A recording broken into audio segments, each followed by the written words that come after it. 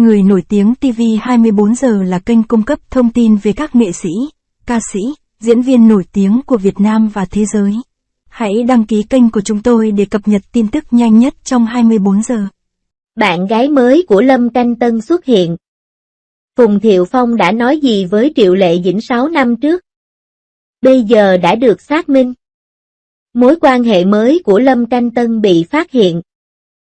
Anh cùng ngôi sao mới nổi 25 tuổi Thi Thụy Nghi về nhà trên cùng một chiếc xe, gây nên làn sóng bàn tán sôi nổi.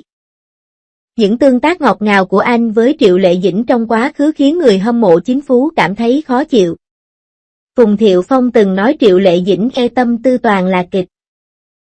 Giờ đây có vẻ như lời nói của anh đã trở thành sự thật. Triệu Lệ Dĩnh tập trung vào sự chuyển mình trong sự nghiệp, từ diễn viên thần tượng thời xưa thành nữ diễn viên quyền lực. Trở thành một nữ anh hùng thực thụ.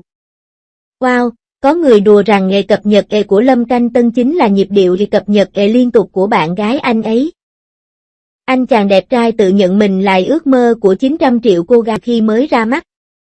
Suy cho cùng, trong ngành giải trí, hiếm có diễn viên nào đẹp trai như anh ấy. Vâng, Lâm Canh Tân gần đây lại nổi tiếng trở lại, lần này mối quan hệ mới của anh đã bị vạch trần. Hiện tại, cư dân mạng cảm thấy tiếc nuối cho Triệu Lệ Dĩnh. Lâm Canh Tân vẫn luôn đóng cặp với Triệu Lệ Dĩnh, nhưng chỉ trong chớp mắt, anh đã phải lòng một cô gái 25 tuổi. Tại sao Triệu Lệ Dĩnh không ở cùng Lâm Canh Tân? Có lẽ những lời Phùng Thiệu Phong nói cách đây 6 năm đã đưa ra câu trả lời. Lần này, bạn gái mới của Lâm Canh Tân là ngôi sao mới Thi Thụy Nghi. Cô gái này còn trẻ và có ngoại hình rất cao. Trên thực tế, một số người nghĩ rằng họ đã có một mối quan hệ đặc biệt vào năm ngoái. Lần này, các tay săn ảnh đã chụp được hình ảnh hai người về nhà trên cùng đã được xác nhận. Không thể không nói, khả năng che giấu mối quan hệ của Lâm Canh Tân kém hơn Triệu Lệ Dĩnh một chút. Triệu Lệ Dĩnh và Phùng Thiệu Phong gặp nhau trong một lần đóng phim và cuối cùng đã kết hôn. Mối quan hệ của họ được giữ bí mật khiến nhiều người ghen tị. Trên thực tế, nhiều người từng rất yêu thích cặp đôi Triệu Lệ Dĩnh và Lâm Canh Tân vì sự tương tác quá ngọt ngào của họ. Khi họ làm việc cùng nhau, trong một cảnh hôn, Lâm Canh Tân sẽ tránh xa. Cũng có thông tin cho rằng Lâm Canh Tân đã bị Triệu Lệ Dĩnh hôn đến mức bắt chéo chân. Cảnh này và những từ ngữ được sử dụng trong báo cáo thật ngọt ngào. Ai có thể nghĩ rằng một chính phú dễ thương như vậy lại không đến được với nhau. Khi Triệu Lệ Dĩnh và Phùng Thiệu Phong chính thức tuyên bố kết hôn, nhiều người tuy buồn nhưng vẫn gửi lời chúc phúc. Rốt cuộc, ai lại không yêu sự kết hợp giữa đàn ông đẹp trai? Triệu Lệ Dĩnh sinh con ngay sau khi kết hôn nhưng mâu thuẫn cũng dần nảy sinh. Vì sự khác biệt về hoàn cảnh gia đình nên mối quan hệ của họ đã bị rạn nứt. Sau khi Triệu Lệ Dĩnh bình phục, cô muốn quay lại đóng phim nhưng mẹ chồng lại cảm thấy cô không quan tâm đến gia đình. Phùng Thiệu Phong còn cho biết, trong đầu Triệu Lệ Dĩnh đầy rẫy sự kịch tính. Thậm chí còn nghi ngờ Triệu Lệ Dĩnh cầu hôn anh là vì cô đã đến tuổi kết hôn. Bạn thấy đấy, những lời Phùng Thiệu Phong nói lúc đó thực sự đã chứng thực tình hình hiện tại. Triệu Lệ Dĩnh và Lâm Canh Tân thực chất chỉ là đôi bạn bình thường. Chính phú của hai người này có thể chỉ vì sự nổi tiếng. Hơn nữa, trong mắt nhiều cư dân mạng, Lâm Canh Tân chính là hải vương của làng giải trí. Anh ấy thay đổi bạn gái thường xuyên và giống như Leo, anh ấy thích những cô gái trẻ. Bạn cũng có thể chọn một người đẹp 25 tuổi thay vì Triệu Lệ Dĩnh đã kết hôn. Về phần Triệu Lệ Dĩnh, sự nghiệp là trọng tâm hiện tại của cô. Cô bắt đầu sự nghiệp với những bộ phim cổ trang và có thể bị mắc kẹt trong vùng an toàn của mình, nhưng cô đã từ chối bỏ cuộc và dũng cảm thử sức với những vai diễn mới. Cô đã thành công trong việc chuyển thể sang cả phim truyền hình và phim điện ảnh, chứng minh cho mọi người thấy rằng cô không phải là một diễn viên chỉ biết diễn xuất trong các bộ phim cổ trang. Cô ấy dám hành động ở những nơi mà người khác không dám, và đảm nhận những vai mà người khác không dám đảm nhận. Đây quả thực là một nữ anh hùng. Trong ngành giải trí ngày nay, nhiều người nổi tiếng, bất kể là người khác giới hay đồng giới, đều cố tình ghép đôi để nổi tiếng và sẵn sàng làm bất cứ điều gì miễn là thu hút được sự chú ý, giống như hit gây Phượng Hoàng Du Ký năm ngoái. Mọi người lại nhớ đến chính phú của Lâm, nhiều người xem bộ phim này vì diễn xuất của họ trong Sở Kiều truyện. Có người nói họ đang hợp tác với công ty điện ảnh để quảng bá. Nhưng thực tế, Lâm Canh Tân và Triệu Lệ Dĩnh lại có mối quan hệ tốt đến không ngờ. Trong buổi tiệc, Lâm Canh Tân gần như luôn nhìn chằm chằm vào Triệu Lệ Dĩnh. Khi lên sân khấu cứ vài bước lại ngoái đầu lại. Nhiều người bắt đầu trở thành người hâm mộ cặp đôi này từ đó. Fan tưởng tượng chính phú của Linh Genshin và Giao Ly Yên. Lâm Canh Tân là một tay chơi nổi tiếng trong ngành giải trí, mọi người đều biết tính cách của anh. Tôi nhớ khi du lịch cùng Phượng Hoàng được phát sóng, sự tương tác của anh ấy với bạn diễn Triệu Lệ Dĩnh đã trực tiếp chiếm trọn trái tim của những người hâm mộ chính phú.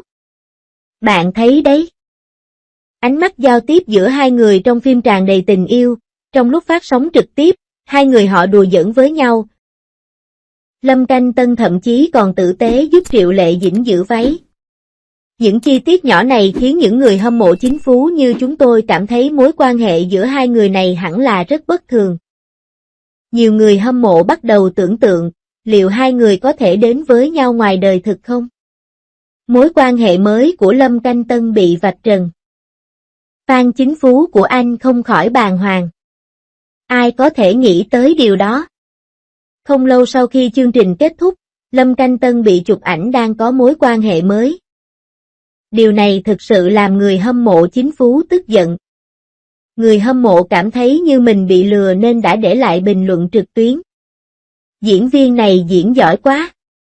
Anh ấy rất dễ thương trong phim. Nhưng anh ấy lại biến mất khi ra khỏi phim. Thật vô lý.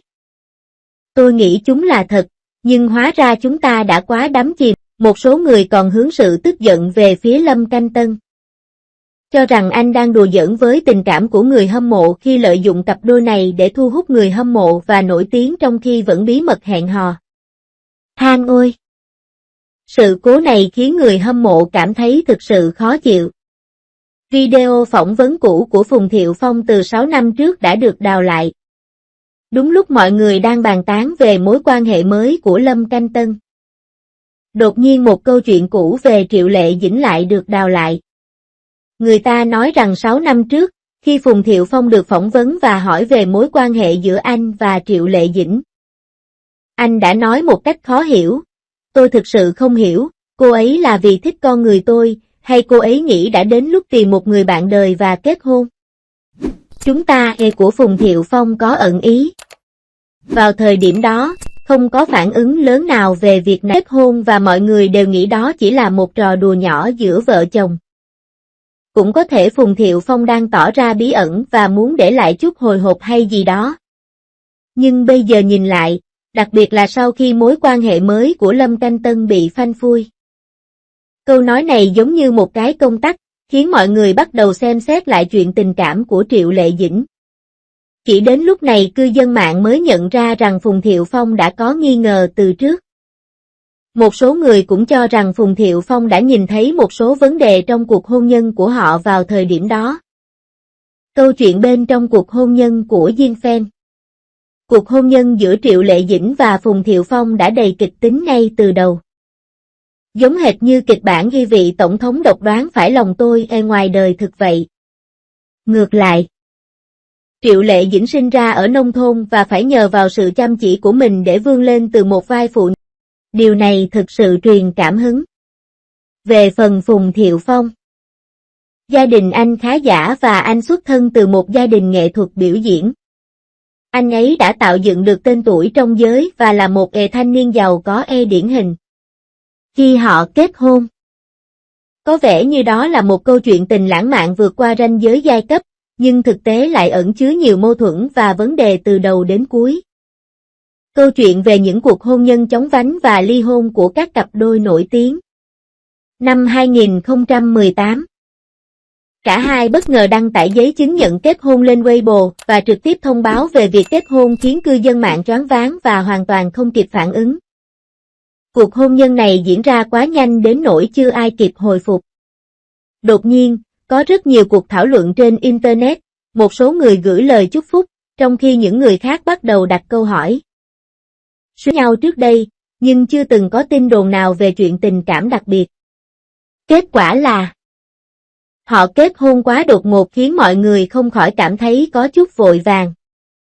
Điều thậm chí còn bất ngờ hơn là cuộc sống của họ sau khi kết hôn không hề ngọt ngào và hạnh phúc như mọi người vẫn tưởng tượng.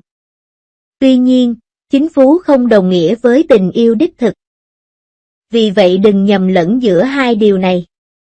Sau khi Triệu Lệ Dĩnh ly hôn, mối quan hệ của cô với Phùng Thiệu Phong chính là hình mẫu cho các cặp đôi ly hôn. Gần đây, có người tiết lộ rằng họ đã được nhìn thấy tại một bệnh viện nhi và hóa ra họ ở đó để chăm sóc trẻ em.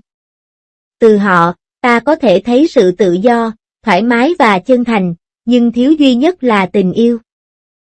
Có lẽ giống như Phùng Thiệu Phong đã nói, Triệu Lệ Dĩnh đặt sự nghiệp lên hàng đầu trong lòng, kết hôn có lẽ chỉ là hoàn thành nhiệm vụ, thay đổi khi bạn gái rộ lên.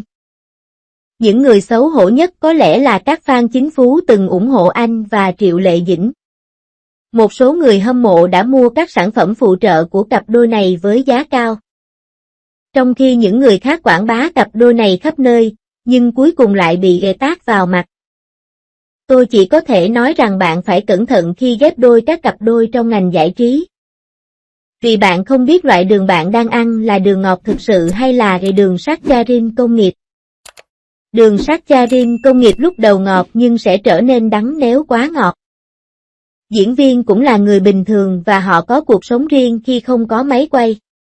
Lần này, cư dân mạng chỉ trích Lâm Canh Tân không phải vì anh có bạn gái mới mà là vì anh vừa tìm bạn gái mới vừa lợi dụng Triệu Lệ Dĩnh để thổi phồng mối quan hệ với cô. Đây chính là lý do chính dẫn tới sự chỉ trích. Thổi phồng chính phú nếu anh ta thực sự muốn yêu. Là một nữ diễn viên hàng đầu hiếm hoi trong làng giải trí trong nước, Triệu Lệ Dĩnh cũng cần phải chú ý đến vấn đề chính phú, không nên vì sự nổi tiếng mà hủy hoại danh tiếng của mình. Tình bạn là tình bạn. Đừng để người khác hiểu lầm bạn. Tôi hy vọng Triệu Lệ Dĩnh sẽ không bị những chuyện này làm phiền và có thể tập trung hoàn thiện tác phẩm mới của mình. Mỗi người đều có lựa chọn riêng. Triệu Lệ Dĩnh cũng vậy, Lâm Canh Tân cũng vậy. Chúng ta đừng quá chú ý đến quyền riêng tư của người nổi tiếng. Có lẽ tốt hơn là nên cho nhau chút không gian riêng. Các diễn viên trong ngành giải trí nói về khả năng diễn xuất của họ, tôi chúc họ mọi điều tốt đẹp nhất trong